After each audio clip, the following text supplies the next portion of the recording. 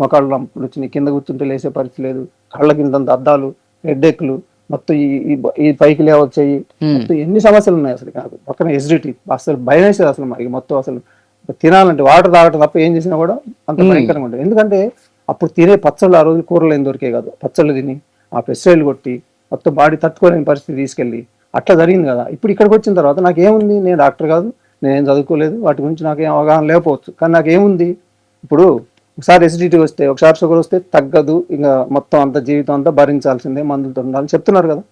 ఇక్కడే చూద్దాం అసలు ప్రాక్టికల్ నాలెడ్జ్ అంటే ఇదే కదా. మరి ఇక్కడ ఎలా తగ్గుతుంది? ఇక్కడ తగ్గించి మొత్తం లేకుండా రివర్స్ చేస్తున్నాగా. ఇప్పుడు ఎంత నాలెడ్జ్ ఉన్నా ప్రాక్టికల్ గా అనేది ఒకటి ఉంది, నాకు అది లేకపోవచ్చు, నాకు పట్టాలు లేకపోవచ్చు, నేను చదువుకోకపోవచ్చు, వాటి గురించి కాదు. కానీ నేను ఇప్పుడు ఎసిడిటీ తగ్గడానికి నేను ఏం చేశాను, బాడీని రీసెర్చ్ చేసి లోపల ఏం జరిగిద్దో నేనేం పోయి దాంట్లో చేయలేదు నేను, కానీ తగ్గిందిగా. తగ్గడం దేనికి తగ్గింది, నేను ఎక్కడ చేస్తే తప్పు చేస్తే వచ్చింది, ఇప్పుడు ఎట్లా తగ్గింది అనేది ఒక వచ్చిందిగా నాకు.